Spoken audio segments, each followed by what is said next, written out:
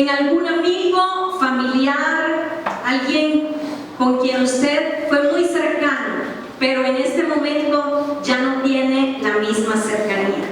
Y no precisamente porque las cosas hayan terminado mal en una relación de amistad o familiar, sino por causa de la distancia.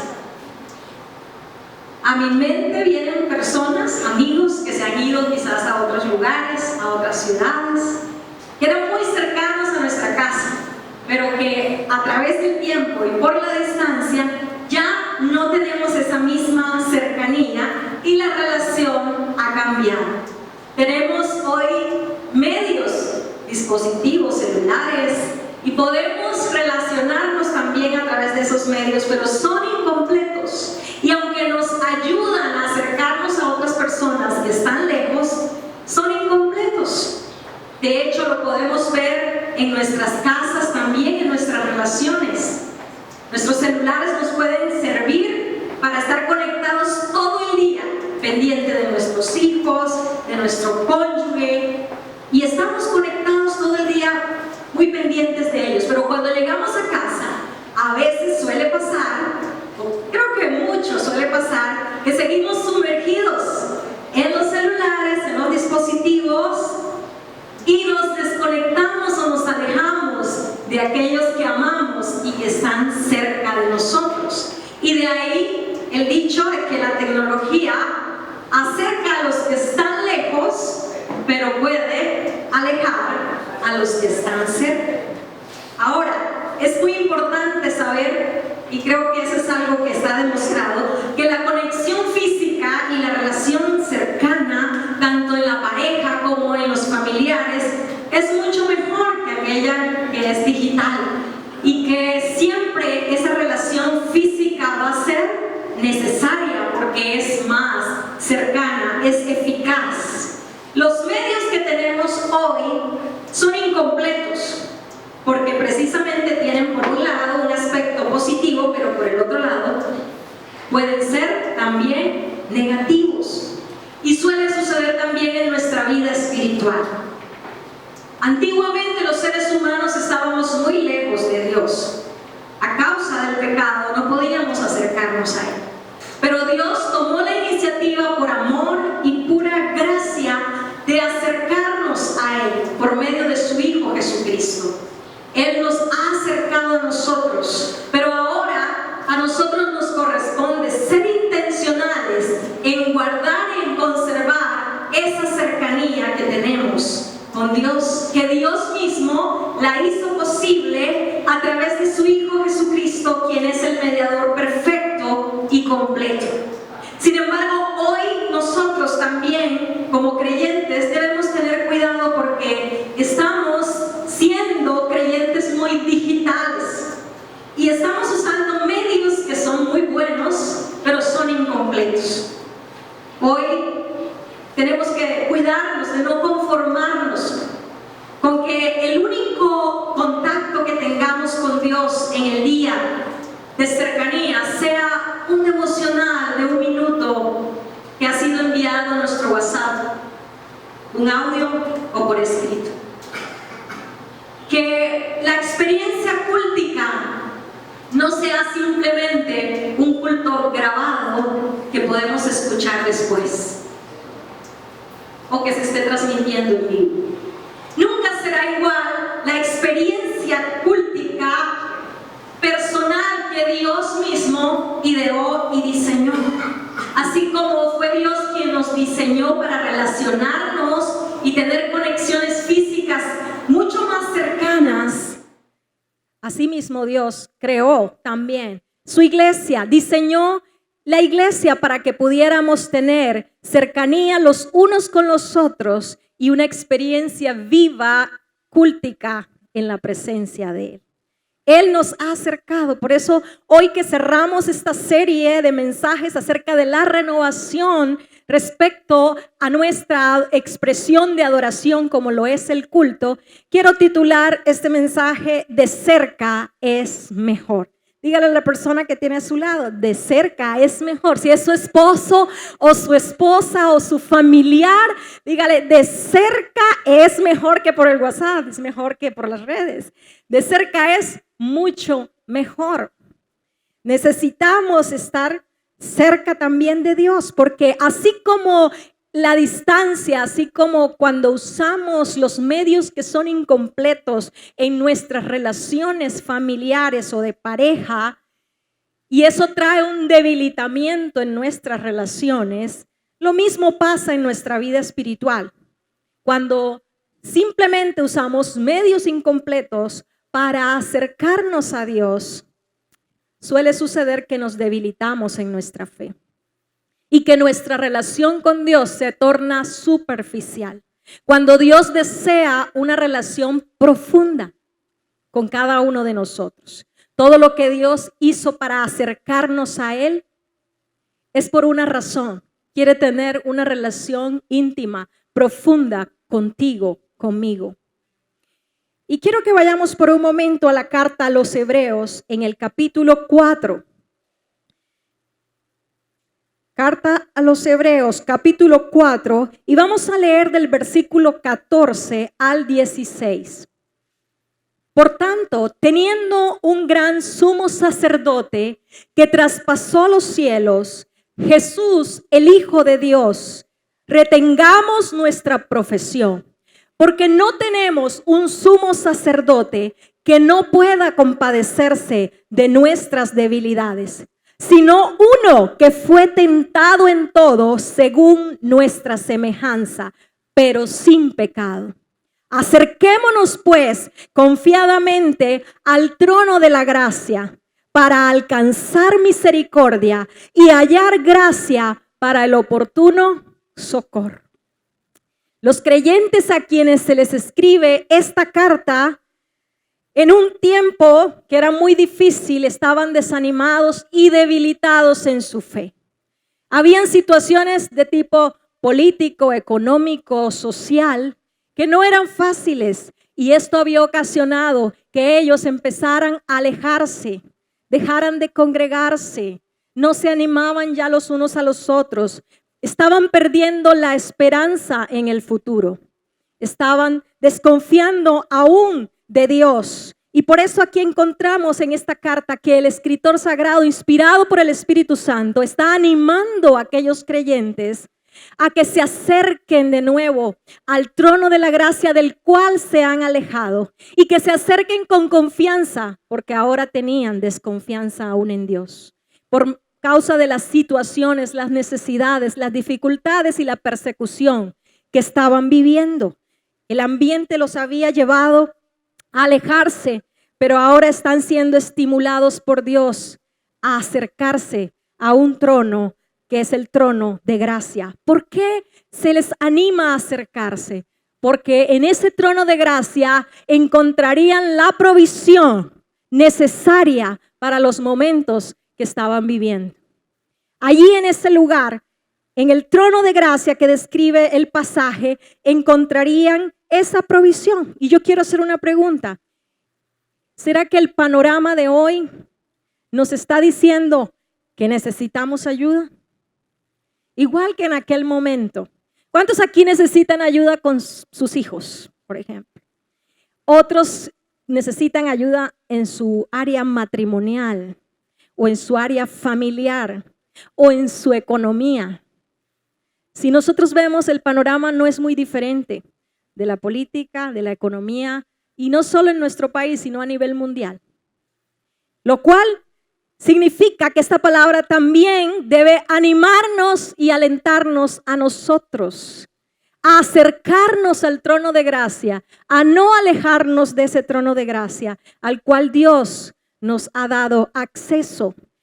Por eso, de cerca es mejor, porque cerca de la presencia de Dios encontramos la provisión. Cuando venimos al culto, cuando llegamos a este lugar, porque esta palabra acérquense está en un contexto de confesión pública, de alabanza a Dios. Y cuando nosotros venimos a la iglesia, nos acercamos al trono de gracia. Nos acercamos a la presencia misma de Dios, de tal manera que ahí encontramos la provisión que estamos necesitando. Y la primera provisión que encontramos aquí en este texto es una provisión de seguridad para seguir confiando. Vaya conmigo, por favor, al versículo 14. Allí en el versículo 14, el texto nos está diciendo que retengamos nuestra profesión. Si ampliamos el sentido de esa expresión, el escritor sagrado está hablando acerca de que debemos mantener firme el compromiso que tenemos con Dios. Aquellos creyentes aún profesaban seguir a Cristo, pero habían perdido el compromiso. Se estaban desanimando y debilitando. Por eso vamos a encontrar diferentes expresiones en esta carta a los hebreos, donde se les anima y les dice: no dejen de congregarse como algunos tienen por costumbre, sino anímense unos a otros en cuanto más el día del regreso del Señor se acerca. Y si eso fue necesario para ellos en aquel tiempo, para nosotros mucho más. Por eso en la carta vamos a encontrar, no somos de los que retroceden, sino de los que permanecen fieles al Señor. Por eso en la misma carta vamos a encontrar expresiones donde se nos impulsa a acercarnos a Dios, a que nuestra fe no se debilite, a que el compromiso con Cristo no se debilite. Pero el escritor usa una figura para mostrarnos a nosotros de qué manera nosotros nos mantenemos firmes en el compromiso, y es acercándonos al trono de gracia, porque cuando nos acercamos a ese trono no nos estamos acercando a cualquier persona, nos estamos acercando, dice el escritor sagrado, al gran sumo sacerdote que traspasó los cielos, a Jesús, el Hijo de Dios. Y cuando nosotros entendemos lo que Jesús vino a hacer a esta tierra, y que al momento de acercarnos en una oración o en el culto que ofrecemos a Dios, es importante que nosotros comprendamos qué fue lo que Jesús hizo y que nos acercamos precisamente al Hijo de Dios, a Jesús, el sumo sacerdote. Y quizás esta figura para algunas personas hoy en nuestro contexto social, cultural, sea un poco confusa esa imagen. Quizás personas que no les gusta mucho leer el Antiguo Testamento o que lo encuentran difícil, quisieran de pronto oír una figura quizás más contemporánea, pero no la hay. La figura que toma el escritor, que es la del sumo sacerdote, es la precisa para mostrarnos el sentido de lo que Jesús hizo. Si quisiéramos presentar una figura más contemporánea y decir, bueno, Jesús es como un coach de vida o como un gurú de este tiempo, quedaríamos cortos, escasos para poder darle el sentido. No podemos buscar figuras contemporáneas. Hoy en día hay un deseo por querer entender las cosas sin acudir a la historia que Dios ha escrito. Y vemos también pastores que, para no decir que son pastores, entonces ya no queremos usar la figura de un pastor, que es la que la Biblia utiliza. Queremos usar la figura de un coach, de un maestro, bueno, en fin, cualquiera de estos adjetivos. Pero la verdad es que ninguna figura de estas contemporáneas va a dar el sentido amplio de lo que Dios quiere decir en su palabra. Y si Dios escogió la figura de un pastor de ovejas para describir la tarea que hacemos en la iglesia, pues esa es la mejor. Pero tenemos que recurrir a lo que la Biblia enseña. Así que cuando el escritor sagrado usa la figura de un sumo sacerdote, aunque en aquel momento los judíos entendían muy bien esa figura, no significa que nosotros ahora la vamos a desechar porque no la entendemos en nuestro contexto. Necesitamos recurrir a la historia de Dios. Y en el Antiguo Testamento Dios lo que ha hecho es escribir la historia de un pueblo, Israel, para dar sentido a lo que Jesús haría cuando Él vino a esta tierra. Así que el mismo escritor, en los versículos primeros del capítulo 5, posterior a los versículos que hemos leído, describe un poco la figura del sumo sacerdote. En el libro de Levítico también encontramos la figura del sumo sacerdote más detallada. Pero aquí mismo en el capítulo 5, versículo 1 al 3, el escritor sagrado hace una descripción y nos da una idea de quién era el sumo sacerdote, esta figura. Porque todo sumo sacerdote tomado de entre los hombres es constituido a favor de los hombres en lo que a Dios se refiere, para que presente ofrendas y sacrificios por los pecados, para que se muestre paciente con los ignorantes y extraviados, puesto que él también está rodeado de debilidad.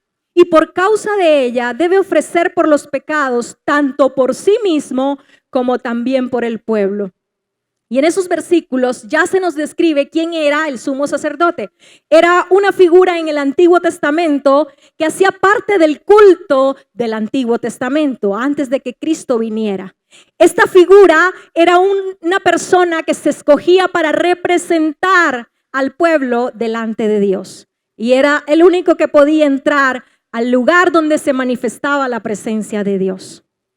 Pero dice el pasaje que era un hombre también rodeado de debilidad, y por eso cuando ofrecía sacrificio por el pueblo, también tenía que ofrecerlo por los pecados de él mismo.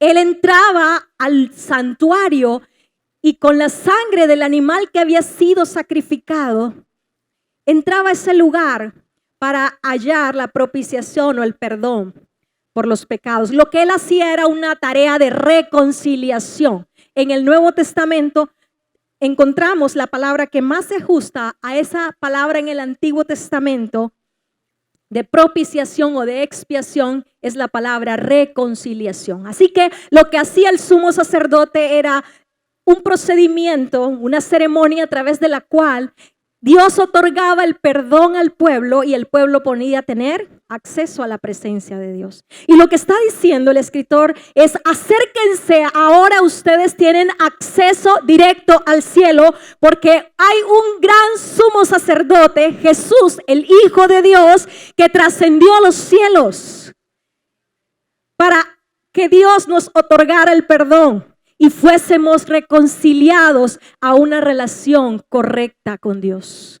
La barrera que el pecado producía en nuestra vida fue quitada por el sacrificio de Cristo. Pero algo hermoso en este pasaje es que el escritor nos dice algo, y es que el sumo sacerdote en la antigüedad, por ser un hombre común y corriente, pecaba y tenía que ofrecer sacrificio también por sus pecados. Pero Jesús es el gran sumo sacerdote, es el mediador perfecto, completo. El otro era incompleto, inadecuado. Se moría y otro tenía que sucederlo, y siempre tenía que ofrecer vez tras vez, año tras año, un sacrificio para que el pueblo pudiera tener comunión con Dios. Pero ahora Jesús había hecho un sacrificio una vez y para siempre por nuestros pecados. Y no solo eso, Él no solamente es el gran sumo sacerdote, sino que es el sacrificio mismo. Cuando vamos al libro de Levítico, encontramos la figura del sumo sacerdote quien presentaba el sacrificio. Pero el pasaje en la carta a los Hebreos nos está diciendo: Cristo no solamente fue el sumo sacerdote, el gran sumo sacerdote, el mediador perfecto, sino que Él mismo fue el sacrificio. Y vamos a encontrar en la historia de Dios escrita en el libro de Levítico 3 clases de sacrificios que se cumplen en el sacrificio de Jesús. Y cuando usted ve todos esos rituales allí en el libro de Levítico, que a veces creemos no comprender, pero si le pedimos al Espíritu Santo, Él nos va a dar entendimiento, porque todo lo que está en el Antiguo Testamento tiene que ver con Cristo. Y cuando vemos los primeros capítulos de Levítico, hay 3 sacrificios: el expiatorio, el holocausto o ofrenda quemada y la ofrenda de cereales. En estos 3 sacrificios se mostraba una historia que le daba el sentido a lo que Jesús haría después. Estas ofrendas o estos sacrificios, el expiatorio buscaba el perdón de Dios hacia el pueblo. Y es el que vemos en la muerte, en la crucifixión de Jesús. El holocausto, ofrenda quemada, cuando se quemaba todo el cordero en el altar del holocausto representaba la ofrenda entregada a Dios de manera completa. Y la ofrenda de cereales era una ofrenda conocida como la ofrenda o sacrificio de paz, que celebraba la comunión que ahora el pueblo podía tener con Dios por causa del perdón. Y allí vemos la muerte de Cristo, vemos la resurrección y la ascensión, porque fue la entrega completa de una vida perfecta de Cristo al Padre por nosotros. Y vemos la ofrenda de granos o de cereales que celebraba la comunión entre Dios y el pueblo perdonado. Y cuando usted y yo venimos a este lugar, celebramos lo que Cristo hizo. Celebramos que tenemos una comunión, celebramos que tenemos acceso directo al cielo, porque hubo un mediador perfecto que quitó todo obstáculo.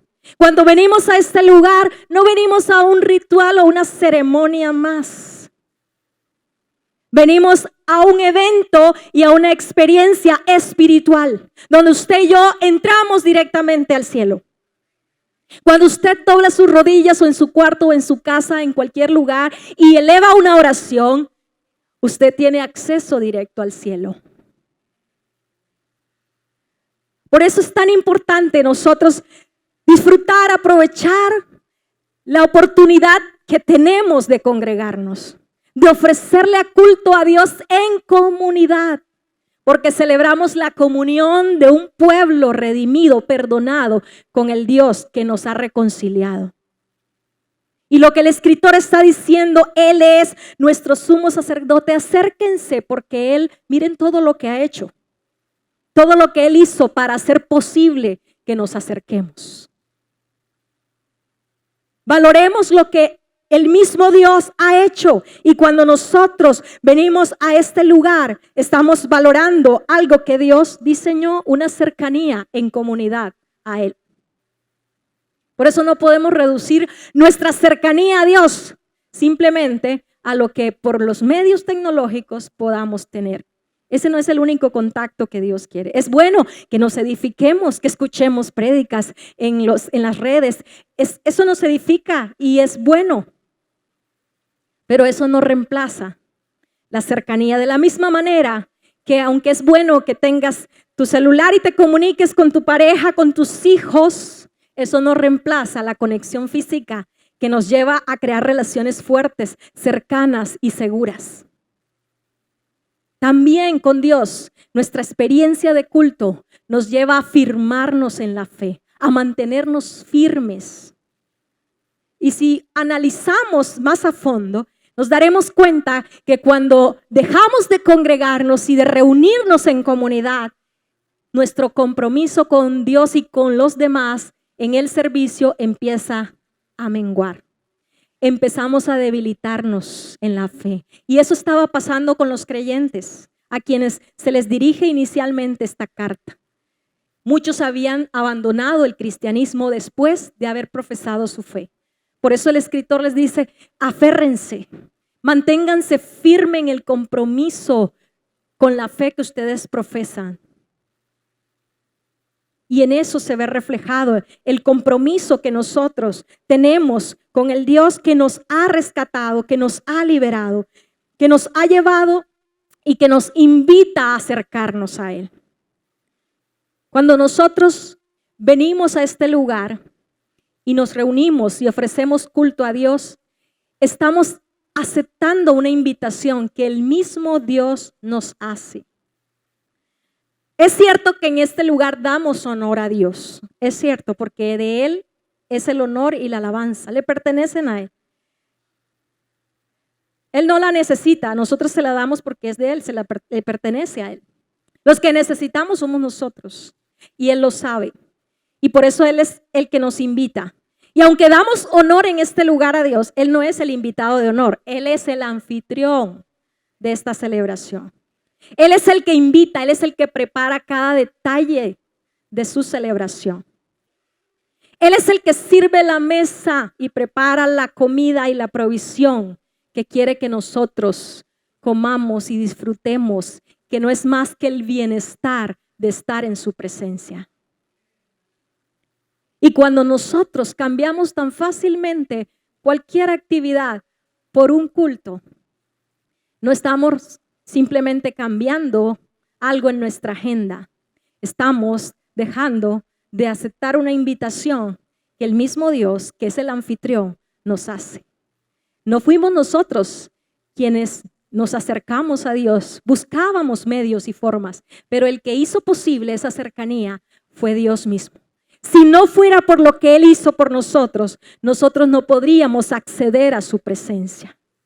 Y Él sabe cuán necesitados nosotros estamos de seguridad en los tiempos que estamos viviendo. Él sabe cuánto estamos necesitados nosotros y Él sirve la mesa para que nosotros podamos tener lo que realmente nosotros necesitamos, esa seguridad que solo su misma presencia nos puede dar. Hebreos 13 del 15 al 16 también nos habla y nos dice: así que ofrezcamos siempre a Dios, por medio de Él, sacrificio de alabanza, es decir, fruto de labios que confiesan su nombre. Y de hacer el bien y de la ayuda mutua no os olvidéis, porque de tales sacrificios se agrada Dios. Ya hoy no ofrecemos sacrificios como en la antigüedad, porque Cristo fue el sacrificio una vez y para siempre. Pero nosotros, como su sacerdocio, ofrecemos sacrificios de alabanza, y dice siempre, no dice de manera eventual, dice siempre, continuo. No solamente cuando venimos al culto, sino todos los días en nuestra casa, todos los días de nuestra vida. Tenemos acceso al cielo, tenemos acceso al trono de la gracia. Pero no solamente en el trono de gracia encontramos esa seguridad para seguir confiando, para firmar nuestro compromiso con Dios, sino que también encontramos una provisión de fuerza para enfrentar las pruebas. Cuando nos acercamos a Dios en oración o cuando nos acercamos a Dios para ofrecerle culto, cuando nos reunimos como iglesia, encontramos la provisión de fuerza espiritual para poder enfrentar las dificultades. ¿Cuántos aquí tienen en este momento necesidades? Materiales, físicas, familiares, todos las tenemos. Y las tenemos porque somos débiles. Aunque la filosofía de hoy nos quiera hacer creer que somos muy fuertes, realmente somos muy débiles. Si no, que llegue una gripa de esas que lo tumba uno en una cama y lo deja allí, que no se puede uno ni parar del dolor en todas partes. Eso muestra nuestra fragilidad en nuestra fuerza física. Nos pasa una situación de desilusión, de injusticia, y emocionalmente nos debilitamos. Nos falla la economía y allí también nos debilita también la fe, la confianza. Somos débiles y Dios lo sabe. Y Él sabe que nosotros necesitamos fuerza espiritual para poder resistir las pruebas en medio de este mundo. No en nuestras fuerzas, porque en algún momento se limitan, sino en las de Él cuando las nuestras se acaban. Y es lo que el escritor sagrado está diciendo: acérquense al trono de gracia por otra razón, no solamente porque nos acercamos al sumo sacerdote, al gran sumo sacerdote que trascendió los cielos, a Jesús el Hijo de Dios, sino también aquel que se compadece de nuestras debilidades. Y no solamente nos dice eso, no solo que se compadece, nos dice por qué se compadece, porque se hizo semejante a nosotros en todo, pero sin pecado. Así que el versículo 15 nos enseña eso. No solo tenemos al gran sumo sacerdote, que fue el mediador perfecto para nosotros, sino aquel que puede compadecerse en nuestras debilidades de todo tipo, porque fue tentado según nuestra semejanza. Jesús fue tentado en todo según nuestra semejanza, pero no pecó. Sin embargo, algunos dicen, bueno, si no pecó, entonces no sabe realmente lo que es la tentación. Hay personas que se les puede pasar esa idea y piensan que Jesús no sabe lo que estamos pasando o no sabe lo que estamos enfrentando, porque la Biblia nos dice, Él nunca pecó. Pero eso pasa porque confundimos a veces tentación con pecado. Siempre vamos a estar expuestos de manera continua a la tentación. Pero quien resiste la tentación realmente es el que más sabe acerca del tema. Y miren lo que dice un escritor muy conocido, el creador de las Crónicas de Narnia, C.S. Lewis. Él habla y dijo algo hace 50 años atrás bajo este mismo argumento que no es nada nuevo. Dice, solo los que tratan de resistir la tentación saben lo fuerte que es. Una persona que se rinde a la tentación después de 5 minutos simplemente no sabe cómo hubiera sido una hora después. Cristo, por ser el único hombre que nunca cedió a la tentación, es el único hombre que conoce a plenitud la tentación. Él se compadece porque fue tentado en todo, en el orgullo, en el dejar, en la ambición que entra por nuestros sentidos, en el dejar de hacer la voluntad de Dios, en todas las esferas en que nosotros somos tentados. Jesús también padeció hambre, también tuvo hambre en algún momento, en muchos momentos, cansancio, dolor, tristeza, agonía. Pero Él se fortalecía en su cercanía con el Padre. En la forma como Jesús resistió la tentación, nos mostró a nosotros cómo responder a la tentación. La encarnación de Jesús tenía, más bien de Dios en su Hijo, tenía el propósito de identificarse con nosotros y que nosotros, a pesar de las debilidades, las necesidades, las dificultades, podamos saber que podemos acercarnos a un Dios que se compadece y que entiende lo que estamos viviendo. Una de las mentiras que el enemigo intenta poner en nuestro pensamiento es que Dios no se compadece o que no sabe lo que estamos pasando o que se ha olvidado de nosotros. Y empezamos a menguar en nuestra cercanía, en nuestra vida de oración. Nos sentimos desilusionados o nos sentimos en alguna situación difícil, amenazados, e inmediatamente ya no quiero ir al culto, ya no quiero volver a la iglesia, no quiero leer la palabra, no quiero orar, porque el enemigo es el que está más interesado en alejarnos de Dios.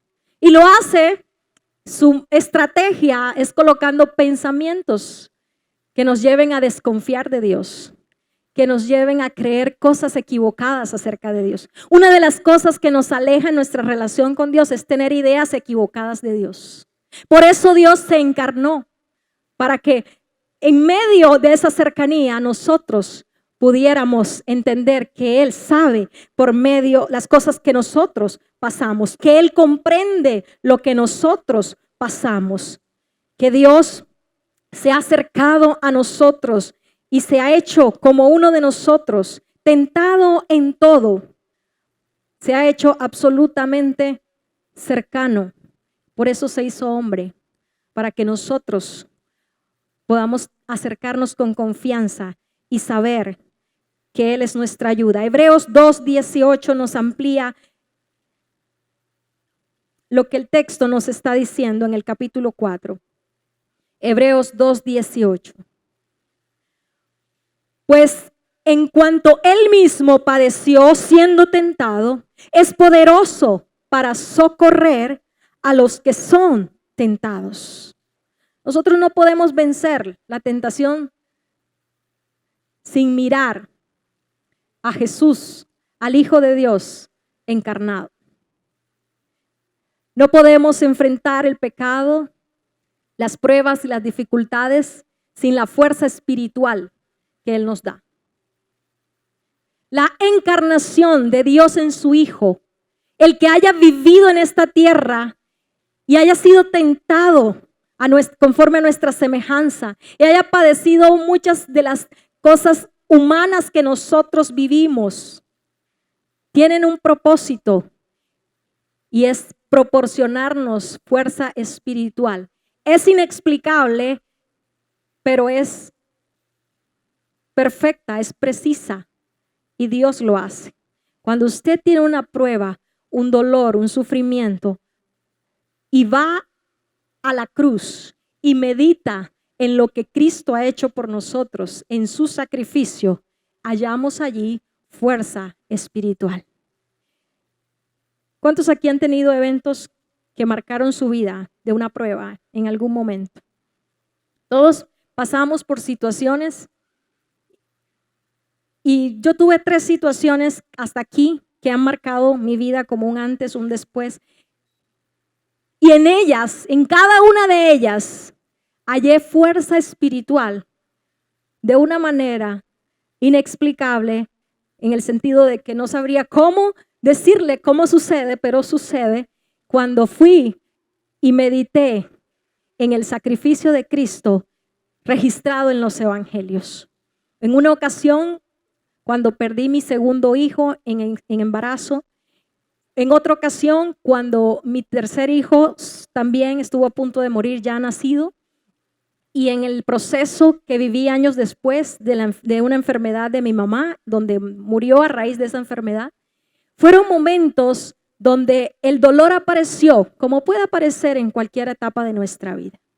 Fueron momentos donde el sufrimiento nos lleva a hacer preguntas a Dios porque no entendemos lo que estamos viviendo.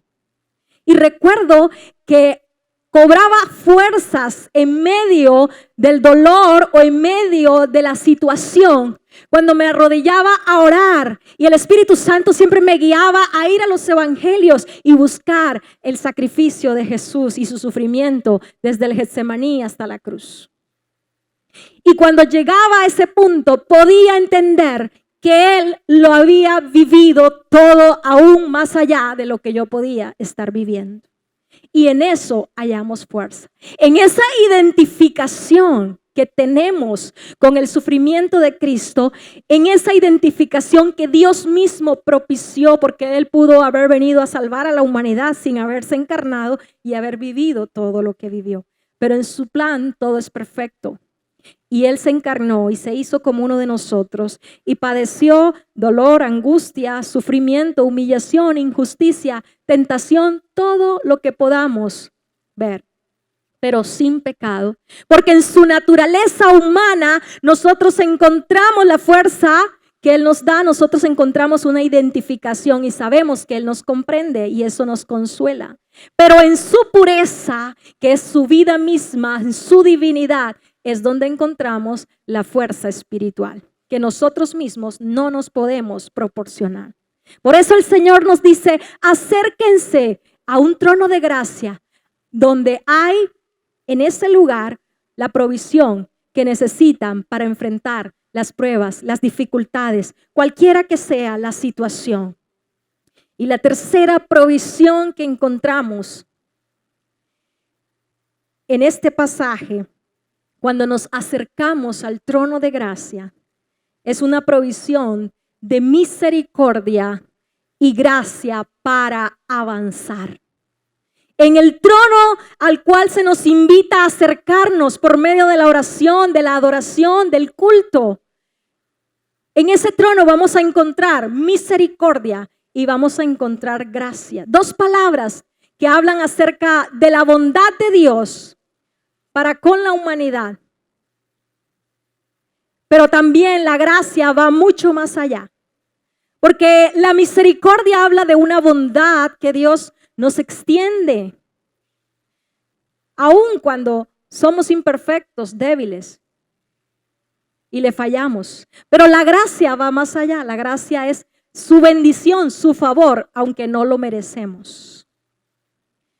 La gracia es un estado espiritual, no es una cosa. Aunque la palabra tiene que ver con bendición y con regalo, la gracia no es una cosa que tenemos, es una experiencia espiritual que nos capacita para sobreponernos a las situaciones que enfrentamos.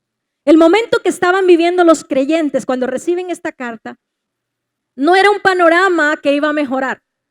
De hecho, se sabe por la historia que muy poco tiempo después de escrita esta carta empezó la persecución por un terrible emperador que fue Nerón. Y vino con un ataque hacia los cristianos en esa época impresionante. Así que ellos necesitaban, no aquellos que deseaban quizás, pero sí la gracia de Dios para sobreponerse, para seguir confiando, para no dudar de que había un futuro eterno mejor, para no desconfiar de Dios. Por eso el escritor les dice, acérquense con confianza, porque ya estaban desconfiando. Algunos se habían apartado. Tendríamos que estar nosotros hoy muy ciegos para no ver lo que está pasando en el mundo hoy y saber que más que nunca necesitamos la gracia de Dios. Basta con mirar el panorama político a nivel de nuestra nación y mundial. Basta con ver el panorama económico en todas las potencias, en todas las que son las que representan la mayor economía del mundo entero. Basta con mirar los problemas sociales que estamos enfrentando. Y para completar, basta con mirar la naturaleza y lo que está pasando. Quizás el panorama pareciera no mejorar, sino empeorar. Y si usted mira por allí noticias, se dará cuenta que para el 2020 nadie está hablando de que va a mejorar, sino a ver cómo vamos a hacer para esa recesión, cómo vamos a hacer para esto. Los estudiosos de la economía. Pero el pueblo de Dios, como fue en aquel momento de la historia, necesita acercarse al trono de gracia para recibir la ayuda oportuna, necesaria en el momento preciso. Porque la gracia es ese favor de Dios que nos va a capacitar para discernir la voluntad de Dios, que nos va a capacitar para sobreponernos y enfrentar las situaciones a nuestro alrededor.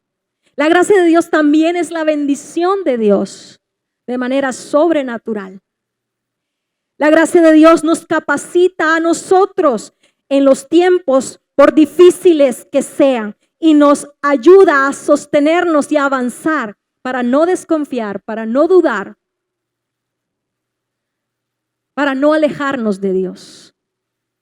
Necesitamos acercarnos aún más. Lastimosamente, en las estadísticas que se hacen referente a los creyentes de este tiempo, su asistencia a la iglesia hoy es menos frecuente que años anteriores, lo cual nos indica un signo de alerta, de alarma, de que eso trae como consecuencia un debilitamiento en la fe. ¿Y acaso no estamos viendo personas que ahora se retractan de su fe en Cristo? No es casualidad, no es coincidencia. Tiene que ver con que la misma situación de que no hay una cercanía, sino un alejamiento gradual. De esa cercanía que Dios nos ha provisto, trae unas consecuencias. Y lo que Dios desea es que nos acerquemos al trono de gracia y entendamos que necesitamos su ayuda. Tenemos dos opciones. O nos alejamos e intentamos hacer las cosas por nosotros mismos y tratar de resolverlos y quizás terminar paralizado en la angustia, en el estrés. O tomamos la decisión de acercarnos al trono de gracia y encontrar allí la ayuda que necesitamos, que viene de Dios. Esa ayuda que nadie más nos la puede ofrecer. Una ayuda que es certera, que es eficaz, un estado de gozo aún a pesar de las situaciones. Eso es la gracia de Dios. Esa misericordia que nosotros necesitamos. Esa ayuda que solo Dios nos puede proveer en momentos de incertidumbre. En medio de una situación de desempleo, si nos acercamos al trono de gracia, vamos a encontrar la ayuda que necesitamos. En medio de una situación donde quizás las ventas este año están más bajas que las del año pasado, a lo mejor para muchos, en el trono de gracia vamos a encontrar la ayuda que necesitamos. Y no me refiero a un aumento precisamente en las ventas, sino a saber afrontar la realidad económica que estamos enfrentando. Porque el mundo nos promueve filosofías que son una falacia para que nosotros caigamos en más y más estrés y más alejamiento de Dios. Entonces hoy, si no teníamos acceso, de pronto no tenemos la misma disponibilidad económica para hacer cosas que hacíamos antes, sin embargo queremos hacer. Y no vamos al trono de gracia a buscar la ayuda que necesitamos para saber cómo manejar las situaciones, sino que seguimos lo que el mundo nos dice. Disfrute ahora y pague después. Y después no puedes ni orar porque no sabes cómo vas a pagar. Porque fulano en las redes montó las fotos y está viajando, yo también quiero viajar. Pero es que no hay cómo. No importa, vamos a endeudarnos porque puedes pagar, disfrutar ahora y pagar después. Esa es la filosofía que el mundo promueve. Y en lugar de acercarnos, porque se nos ha hecho creer que la gracia de Dios es que pidamos y todo lo material nos va a llegar a pedir de boca. Y es cierto que la gracia de Dios incluye bendiciones, pero también incluye la capacidad de sobreponernos en medio de las situaciones. Incluye también la sabiduría de Dios para saber cuál es su voluntad y cuál es su dirección. Eso también es gracia. El saber cómo nos vamos a enfrentar a situaciones que están a nuestro alrededor, que son reales y que en el momento tenemos que saber cómo manejarlas y que necesitamos la ayuda divina justo en ese momento. Capítulo 13 de la carta a los Hebreos, versículo 1. El panorama ya no era muy diferente al de nosotros hoy.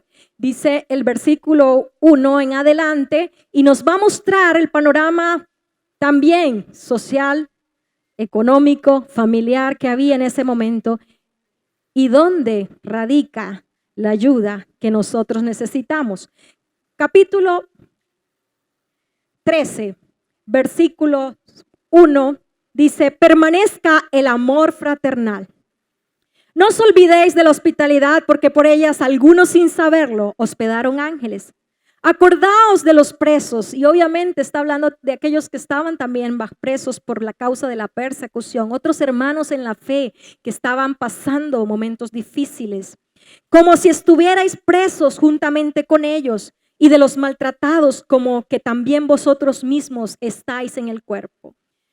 Honrosos sean todos el matrimonio y el lecho sin mancilla, pero a los fornicarios y a los adúlteros los juzgará Dios.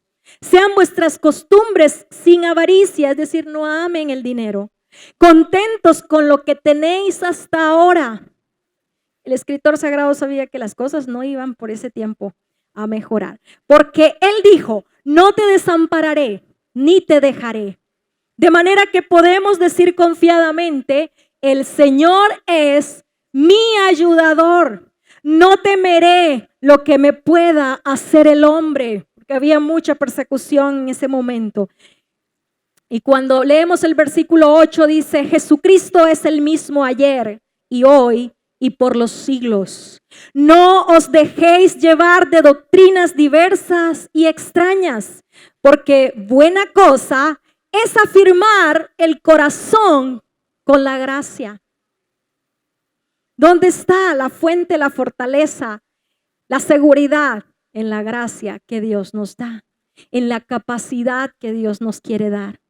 Él quiere que nos acerquemos a un trono, y esa palabra trono nos debe recordar a nosotros que Dios gobierna de manera suprema sobre toda la historia y sobre todo el universo. Que cuando vemos ese panorama desalentador en todo, en la política, en la economía, en la educación, no nos amedrentemos, sino que confiemos, que nos acerquemos con confianza al trono de la gracia, y allí encontraremos la ayuda hasta que Él regrese. Él dijo: en el mundo tendrán aflicción, pero confíen, yo he vencido al mundo. Y lo que nos llama es, aunque veamos las nubes negras, aunque veamos la tormenta venir, tenemos que confiar y acercarnos a ese trono de gracia, a recibir la ayuda que Él tiene.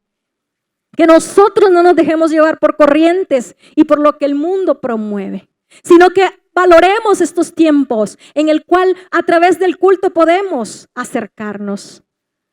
Es increíble, pero a veces una promoción aleja a muchos del culto. Porque hay miedo, porque hay temor, porque hay ansiedad de que se va a acabar y no voy a alcanzar a reservar, a tener reserva. Eso es ansiedad, es temor. Acerquémonos al trono de gracia y Dios cuidará de nosotros, con promoción o sin promoción. Dios tiene la ayuda que necesita y Él quiere que lo veamos. Ustedes recuerdan cuando Jesús va en ese pasaje en los evangelios en la barca con sus discípulos y se quedó dormido el Señor. Y no era cualquier lluvia, era una tormenta. Que las olas se levantaban al punto de que la barca se estaba llenando de agua. Y no sé si usted ha tenido la experiencia de montarse en una lancha, en una canoa, porque eso no era un crucero, no. Eso no era un crucero donde el Señor se quedó dormido allá en un piso, en un cuarto, en una habitación. Él estaba allí con ellos en una barca, cerca y dormido. Y los discípulos van y lo despiertan con angustia.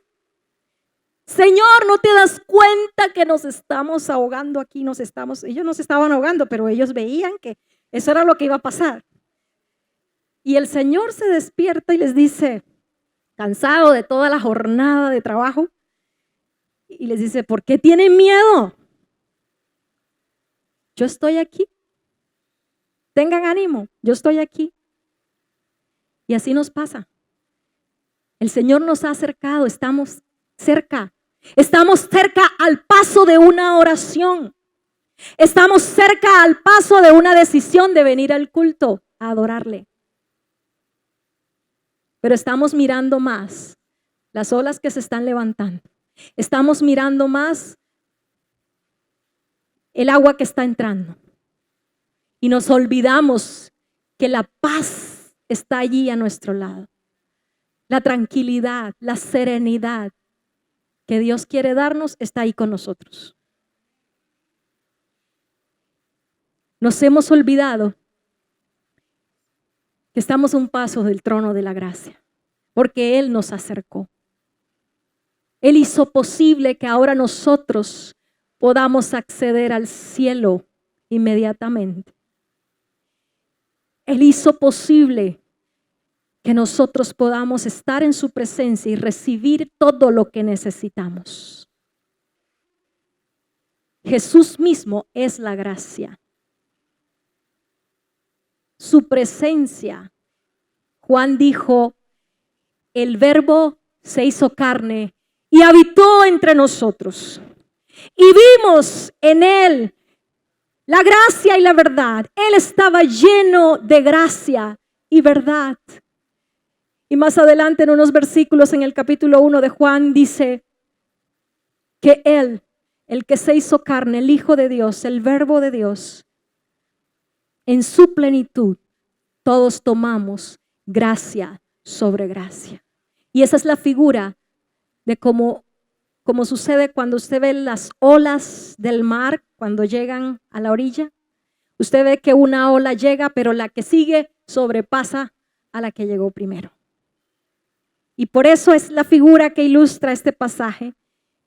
En Él tomamos gracia sobre gracia. Cuando se acorta el recurso, su gracia nos va a llevar a avanzar aún más.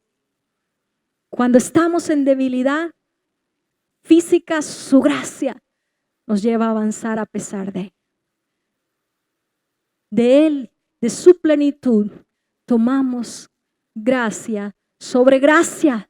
Todo lo que necesitamos y la ayuda oportuna está en Él. Está en poder acceder a su presencia.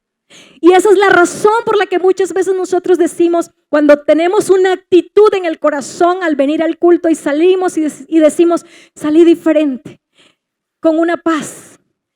¿Cómo explicamos eso? Bueno, no tendríamos la forma física o natural para explicarlo, pero la palabra nos dice, es la presencia de Jesús. Es su presencia en medio nuestro, en nosotros y con nosotros. ¿Cuántos quieren estar cerca de Él, de esa presencia, de esa paz que necesitamos, de esa ayuda? ¿Y cuántos pueden decirle, Señor, de cerca es mejor? Cerca de Dios encontramos la gracia que nos ayuda a estar firmes y seguros en nuestro compromiso con Dios a pesar de las necesidades y las dificultades, para enfrentar las tentaciones y lidiar con nuestras debilidades y tener el bienestar que Dios quiere, porque Él va con nosotros. Amén. Él está con nosotros. Y en esta mañana, si hay algo que podemos hacer, porque sé que cada uno de nosotros está enfrentando situaciones, necesidades, y todos necesitamos de esa gracia. Por lo tanto, acerquémonos a ese trono a adorarle, porque la provisión de seguridad, de fuerza espiritual, la provisión de misericordia, de bondad y de su ayuda está aquí en esta mañana. Él la ha preparado. Él fue quien nos invitó a este lugar hoy para hablarnos. Él es el anfitrión en esta reunión y nosotros queremos acercarnos a ti con confianza. Queremos acercarnos al que está sentado en el trono, al Rey de Gloria.